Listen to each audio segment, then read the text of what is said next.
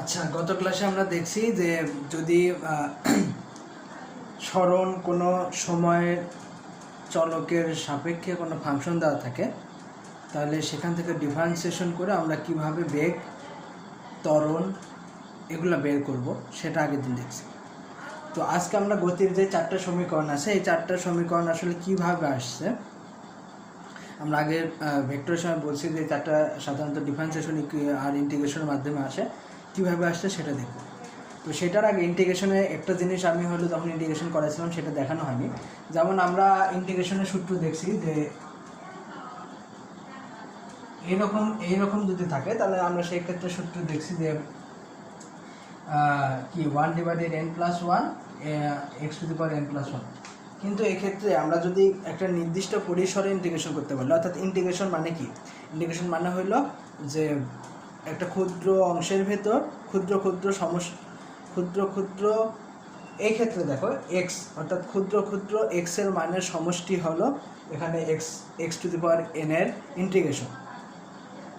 এখন সেই সমষ্টি যদি একটা নির্দিষ্ট সীমার মধ্যে হয়, অর্থাৎ ধরো যে তুমি 0 থেকে 5 সেকেন্ড এর এই সময়ের ভেতরে তুমি গড় বেগ বের করবা, এরকম একটা বিষয়। তো এই ক্ষেত্রে কী করতে হবে, লিমিট দেওয়া আছে 0 থেকে 5। তো এরকম করে যদি এখানে যেই চলকটা আমরা ইউজ করবো সেই চলকের যদি লিমিট দেওয়া থাকে, মানের লিমিট দেওয়া থাকে, সেই ক্ষেত্রে আমরা ইন্টিগ্রেশন যেভাবে করা হয় সেটা হলো এরকম। মনে করো এটার লিমিট দেওয়া আছে, লিমিট এভাবে দেওয়া থাকে, এই যে ইন্টিগ্রেশন চিহ্ন এটার নিচে দেওয়া থাকে সর্বনিম্ন লিমিট, ধরো 0 থেকে 5 এক্সের মানের লিমিট। তো সর্বনিম্ন লিমিট দেওয়া থাকে নিচে আর সর্বোচ্চ লিমিট উপরে। তো এই ক্ষেত্রে যেটা হয়, তাহলে অ্যান্সারে কিছুই না, জাস্ট এখানে থার্ড ব্র্যাকেট দিয়ে নিচে এখানে 0 আর উপরে 5 লেখা হয়। আর এরপরের লাইন কীরকম করা হয়, এক্সের জায়গায় 5 ফার্স্টে উপরের লিমিট, এখানে এক্সের জায়গায় উপরের লিমিট বসাইতে হবে, অর্থাৎ এরকম ধরো n+1 5n+1 মাইনাস, তারপরে এক্সের জায়গায় 0 বসাইতে হবে।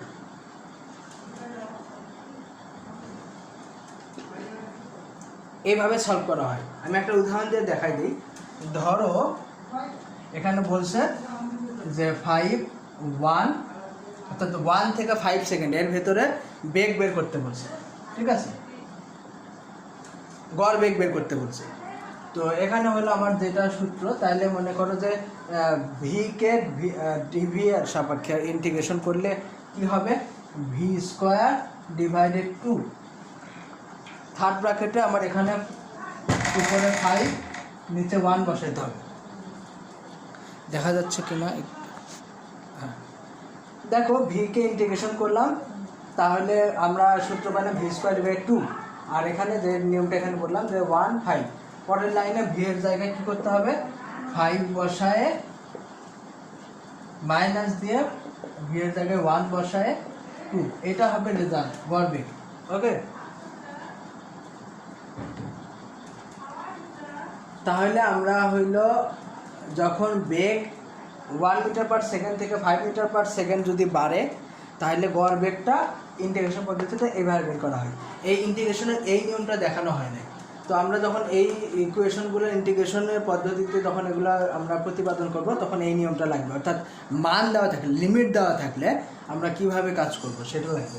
তো এরপরে আসি, আমরা এখন এইটুকু জানলাম, এখন আমরা যাব হইল সরাসরি প্রতিপাদন। এই চারটা সূত্রের প্রতিপাদন আমরা আজকে ক্লাসে শিখব। তো ফার্স্টে আছে কোন সূত্র, দেখো v=v0 + at। এখানে v হইল ফাইনাল ভেলোসিটি বা শেষ বেগ, আর v0 হইল ইনিশিয়াল ভেলোসিটি, যেটাকে আমরা এতদিন ইউ দ্বারা প্রকাশ করে আসছি, এখন থেকে v0 দ্বারা চেষ্টা করব, ইউ দ্বারা প্রকাশ করলে অসুবিধা নাই। আর এ হইল অ্যাক্সিলারেশন বা ত্বরণ, আর টি হইল টাইম, এটা তো বোঝাই। তো দেখো, আমরা একটা সূত্র গত ইয়েতে শিখছিলাম, বা ত্বরণের সংজ্ঞাতেও শিখছিলাম যে ত্বরণ কি, সময়ের সাপেক্ষে বেগের অন্তরীকরণ বা ডিফারেন্সিয়েশন, বা অর্থাৎ টাইমের সাপেক্ষে ভেলোসিটির ডিফারেন্সিয়েশনটাই হলো ত্বরণ বা অ্যাক্সিলারেশন। তো তাহলে আমরা অ্যাক্সিলারেশন ইকুয়াল টু কি পাচ্ছি, ডিভি বা ডিটি, ডিডিটি অফ ভি আর কি, ঠিক আছে। টাইমের সাপেক্ষে ভেলোসিটির অন্তরীকরণ বা ডিফারেন্সিয়েশন হচ্ছে অ্যাক্সিলারেশন। বা তরল। এখন এখান থেকে দেখো আমরা যদি এডিটি পরের লাইনে এটা লিখতে পারি, এডিটি ইকুয়াল টু ডিভি, অথবা ডিভি ইকুয়াল টু এডিটি, ডিটিটাকে আমরা যদি এই পাশে নিয়ে আসি, তো এই ক্ষেত্রে দেখো আমরা যদি ধরলাম যে যখন টি সমান 0 ছিল, অর্থাৎ ইনিশিয়াল পয়েন্টে ভি সমান বেগ সমান ছিল ভেলোসিটি ইকুয়াল টু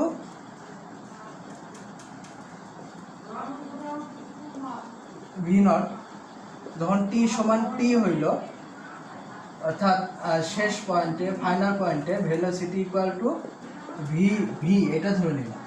তো এটাকে যখন আমরা ইন্টিগ্রেশন করবো পরের লাইনে, তো চিহ্ন আসবে এরকম ডিভি। সুষম ত্বরণের জন্য এ একটা ধ্রুবক হবে, সুষম ত্বরণের জন্য এ হবে ধ্রুবক। তো দেখো এখানে যখন আমরা ইন্টিগ্রেশন করব, তো এখানে এই পুরাটা ইন্টিগ্রেশন অপারেটর, তো এখানে কিছু নাই মানে একটা 1 আছে। আচ্ছা, এখন দেখো যেটা করব সেটা হলো ডিভি এর ক্ষেত্রে, এখানে আমরা কার ডিভি এর সাপেক্ষে যখন ইন্টিগ্রেশন করব, তখন এখানে এই যে লিমিট আমরা ঠিক করে দেব, এখানে হবে ভি এর ইনিশিয়াল লিমিট, ভি এর ফাইনাল লিমিট। দেখো ভি এর ইনিশিয়াল লিমিট ছিল ভি নট, ভি এর ফাইনাল লিমিট হল ভি। এখানে আমরা ডিটি অর্থাৎ টাইমের সাপেক্ষে ইন্টিগ্রেশন করলে এখানে টাইমের ইনিশিয়াল লিমিট হলো 0 আর ফাইনাল লিমিট হলো টি। তো তাহলে আমরা এখান থেকে আমরা ইন্টিগ্রেশন করলে আমরা এই লাইনটা পাই।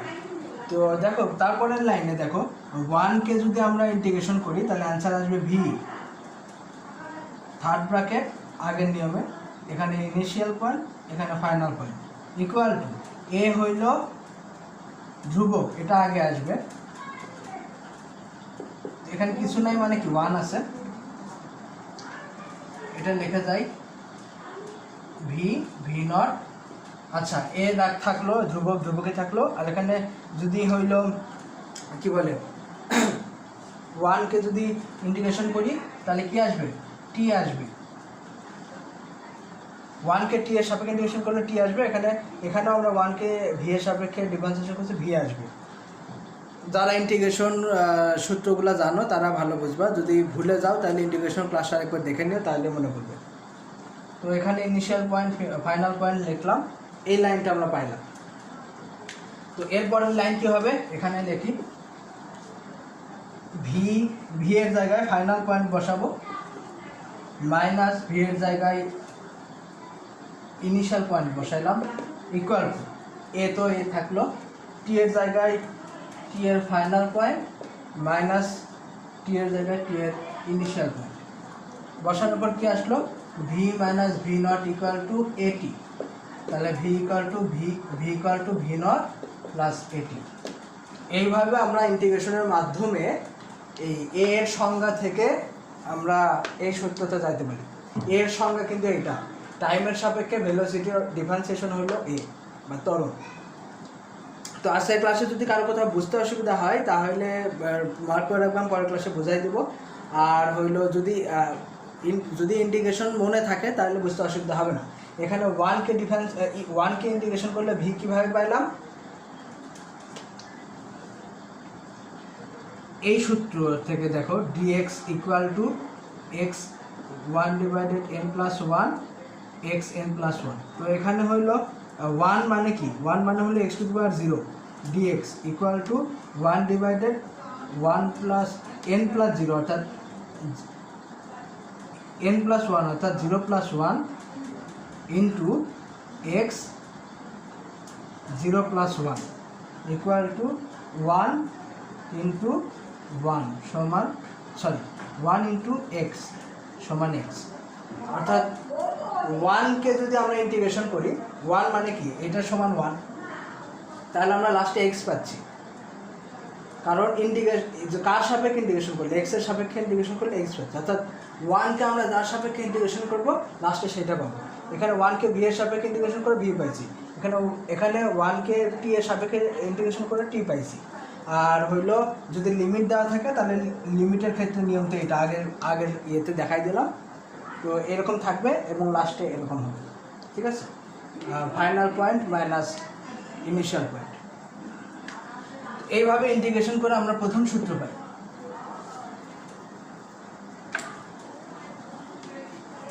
বুঝতে প্রবলেম হলে একটু থামায় অথবা আবার একটু ব্যাকে যেয়ে দেখে এইভাবে বোঝার চেষ্টা করবা।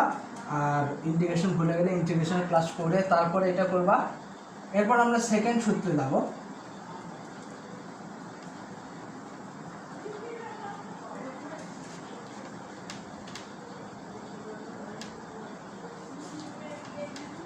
সেকেন্ড সূত্র ছিল S equal to V naught plus V divided 2 into টি।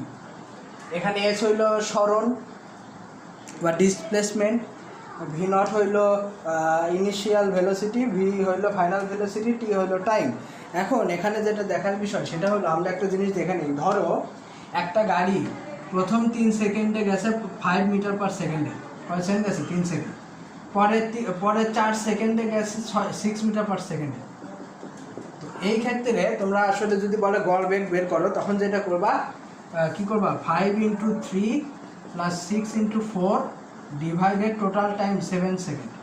এইভাবে হলো গড় ভেলোসিটি বের করতে হয়। কীভাবে দেখো, 5 মিটার এত বেগে গেছে কত সেকেন্ড, তাহলে সেই দুটা গুণ হবে, প্লাস এত বেগে গেছে কত সেকেন্ড, সেই দুটা গুণ হবে, ডিভাইডেড টোটাল টাইম, এটা হবে গড় বেগ। অর্থাৎ যদি থিওরিটিক্যালি বলি, বেগ ইনটু সময়ের পার্থক্য, অর্থাৎ কত সময় ওই বেগে গেছে, এইটার সমষ্টি। অর্থাৎ যদি এরকম আরো 4 সেকেন্ড যায় 7 মিটার পার সেকেন্ডে, তাহলে এখানে কি হইতো, পরে ধরো 5 সেকেন্ড গেছে, তাহলে এখানে 7 ইন্টু 5 হইতো। এরকম করে টোটাল কতবার চেঞ্জ করছে ততগুলা এখানে বলবে, ততগুলা রাশি বলবে, সেগুলোর সমষ্টি, এইটা প্লাস এইটা প্লাস এইটা। তাহলে বেগ ইন্টু সময়ের পার্থক্য সেইটার সমষ্টি হইল এই টোটালটা, আর সেটাকে আমরা টোটাল সময় দিয়ে ভাগ দিব। তাহলে 5 4 9 10 11 12 সেকেন্ডে ভাগ দিব। তাহলে আমরা কি করলাম দেখো, ভেলোসিটি ইন্টু টাইম, এরকম যতগুলো রাশি আছে সেগুলার সমষ্টি কে আমরা টোটাল সময় দিয়ে ভাগ দিচ্ছি। এইভাবে আমরা গড় বেগ বের করি। তাহলে আমরা দেখো, আমরা একটা যদি আমরা গড় বেগ বের করতে যাই, ধরলাম গড় বেগ সমান ভি বার, এটা সমান কি হবে, সমষ্টিকে এই চিহ্ন দিয়ে ব্যবহার করা হয়। কিসের সমষ্টি? বেগ ইন্টু সময়ের পার্থক্য, বেগ ইন্টু ধরো সময় পার্থক্য ডিটি, সময় পার্থক্য 0, ধরো 0 থেকে টি সময়, এর ভেতরে সময় পার্থক্যকে বেগ ইন্টু সময়ের পার্থক্যের সমষ্টি হলো এইটা।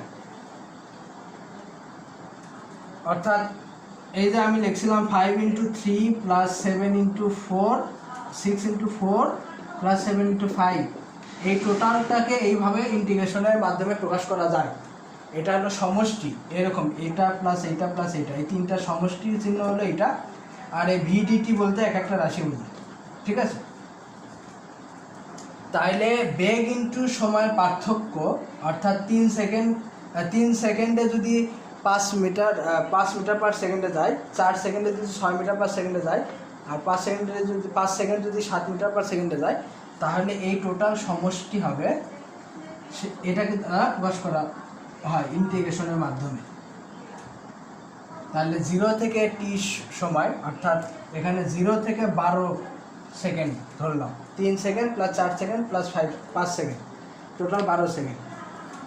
তো 0 থেকে 30 সেকেন্ডের ভিতরে যতগুলা সময়ের পার্থক্য, যেমন এখানে 3 সেকেন্ড একটা পার্থক্য, 4 সেকেন্ড একটা পার্থক্য, 5 সেকেন্ড একটা পার্থক্য, এবং সেগুলাকে ওই সময় যত মিটার পার সেকেন্ডে গেছে, এখানে 5 সেকেন্ডে 5 মিটার পার সেকেন্ডে, এখানে 6 মিটার পার সেকেন্ডে, এখানে 7 মিটার পার সেকেন্ডে, তো এগুলোর টোটাল যোগফলটা হলো এত।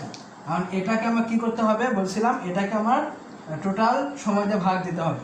তো এটাকে যদি টোটাল সময় দিয়ে ভাগ দিই তাহলে এখানে টি এইভাবেও লিখতে পারি, মানে টি মাইনাস 0 বা টি আসে, টোটাল সময় পার্থক্য যেটা সেটা হলো টি মাইনাস 0, অথবা এই টোটাল রাশিকে 1/t দিয়ে গুণ করতে পারি।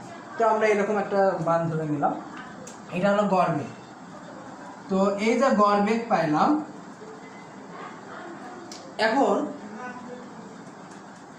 দেখো এই গড় বেগ সমান কি হবে, এখানে আমার ভি আছে, এই ভি সমান কি লেখা যায় পরের লাইনে দেখো, dx ভাগ dt।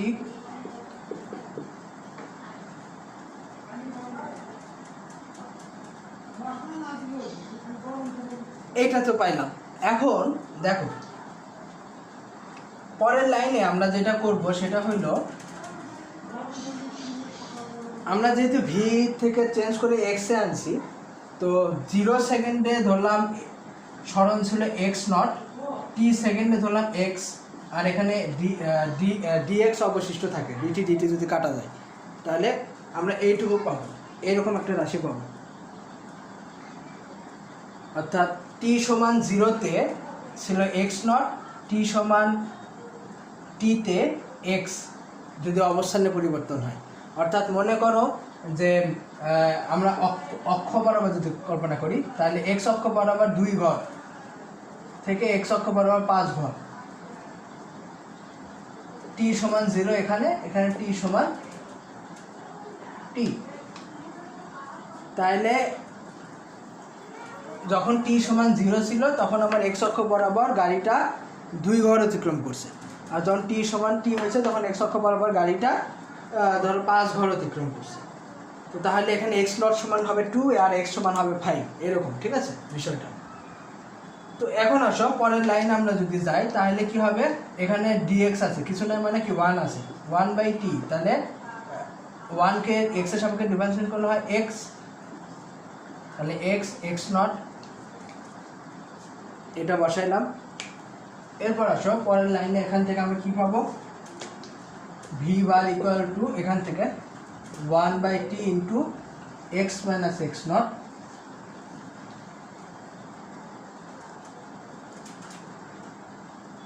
অর্থাৎ এক্স মাইনাস এক্স নট মানে কি শেষ অবস্থান মাইনাস আদি অবস্থান, অর্থাৎ final point minus initial point. তো final point minus initial point মানে হলো আমার অবস্থানের পরিবর্তন কতখানি, অর্থাৎ এটাকে এস হিসাবে লেখা যায়, অর্থাৎ V bar equal to S ভাগ টি। তো এখান থেকে S equal to V bar T. তো এখান থেকে যদি এটা হলো ধ্রুব বেগে যায় তাহলে এস ইকুয়াল টু ভিটি, আর যদি বেগের পরিবর্তন হয় তাহলে আমরা ভি বারকে আমরা V naught plus V divided 2 এটা দ্বারা প্রকাশ করতে পারি। অর্থাৎ ইনিশিয়াল বেগ, initial velocity plus final velocity divided 2 করলে আমরা ভি বার পাবো ইন্টু টি। তাহলে আমরা এইভাবে ইন্টিগ্রেশনের মাধ্যমে S equal to VT plus S equal to এই U plus V divided 2 into T, এই সূত্র পাই, ইউ বা ভি নট। আচ্ছা, এরপর আসো আমরা তৃতীয় সূত্রে যাব।